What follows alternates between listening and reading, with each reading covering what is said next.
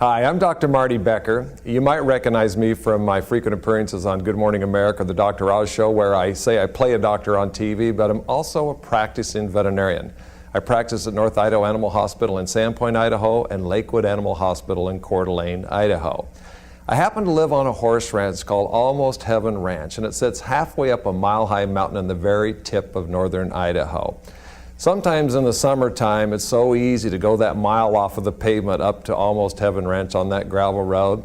But there's been other times during the winter times when it was slippery and you had to put it into four-wheel drive to go up that same road. I even remember one time, four-wheel drive, fully studded snow tires on a heavy vehicle, and starting up the road, we actually spun out and started sliding back down that road. And it's a very steep drop off on one side. So sometimes you're not only stopped, you're actually sliding back downhill.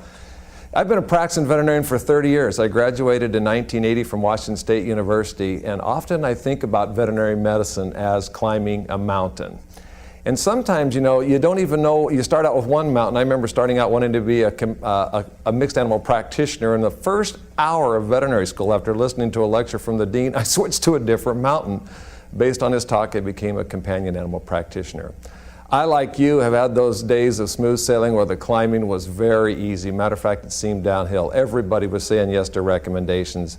Also gone through several of the economic downturns that you remember in the 70s, the early 80s, and most recently with the current recession that they say has ended, but it doesn't feel like it's ended when there's definitely financial struggles.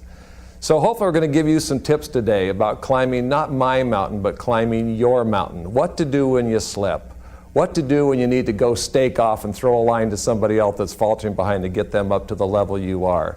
What to do when you get to this base camp. Maybe you're acclimated to the size of hospital and the size of staff that you have, and then you're really stretched to go to that new base camp that is a new veterinary hospital, or adding that expensive new piece of equipment, or perhaps even a new associate. Close your eyes, take a breath, kneel down in the high temple, our high temple, the exam room, and remember the smell of sweet and sour puppy breath. Engage. Acknowledge how much people love their pets and tell them what a great job they're doing with their pets. And every time you enter the exam room, drop your shoulders, raise your head, and say to yourself, this is the most important client and pet I'll see today. When things look tough, remember, you're not alone. Did you ever do a crazy one-arm hold on a precipice, building a new hospital, buying an expensive new piece of equipment, changing staff, where you didn't feel like you could hold on and didn't even know what was just up and ahead? Well, you're not alone. If I'm right about the future, we'll all have a new mountain to climb. Some people think these new, lean, frugal times will pass quickly and will be instantly transported back to the easy prosperity we've known for the past 30 years or so. It'll be go, go, go, and grow, grow, grow again. Well, I don't think so. I think this new frugality is here to stay. Build trust. I've always practiced with this principle. Tell people everything they need to do for their pet, but only what they need. I think that's how you build trust. And in the new normal, the reality of the new frugality, that principle is more important than ever. Work towards fear-free visits. There are lots of tricks you can use to make your patients as comfortable as possible when they're in your hospital. Use them. Follow each unpleasant experience with a tasty treat. Examine some dogs in the parking lot, leave some cats in the carrier, spritz the air with pheromones, whatever it takes to keep the fear factor down. Your patients and your clients will both love you for it. Don't overlook the basics. It's time to go back to the tip of the nose to the tip of the tail exam. When a woman brings in her dog with a shoulder complaint, I say, I'm going to get to that shoulder, but first I'm going to give Elmo a comprehensive physical exam to make sure we don't miss anything, with an eye to always catch things in their earliest phase when we can prevent unnecessary pain, expense, or worse.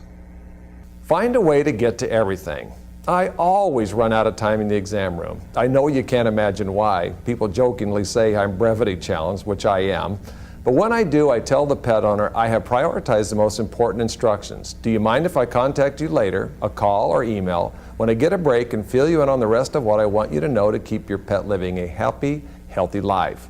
Then I know I can cover the bedrock topics I feel I must talk to every client about: nutrition and body condition, oral health, preventive health care, and behavior solutions. Praise people for bringing their pets to you. They deserve it.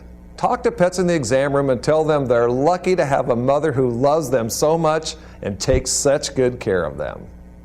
Always set up the next appointment before the last one is finished. You do that when you visit your hairdresser, dentist, when you have your oil changed, or when you have the lawn guy come out to spray. So in every visit, you need to accomplish two things: promote wellness via twice-yearly wellness visits and make the next appointment. Focus on every client. Every time you open the door to the exam room, say to yourself, this is the most important examination of the day. You have to engage in the exam room the way a climber engages with the mountain. When you're picking your way up the edges of a sheer cliff, you can't take a single step off. You can't take a single step for granted, not one. Focus on the power of pets. Illuminate the positive effect of pets on human health and well-being, and hit the brass notes of why investing in a pet's health not only celebrates and protects the bond, it enhances human health, happiness, and longevity. This greatly adds to the value equation of veterinary medicine.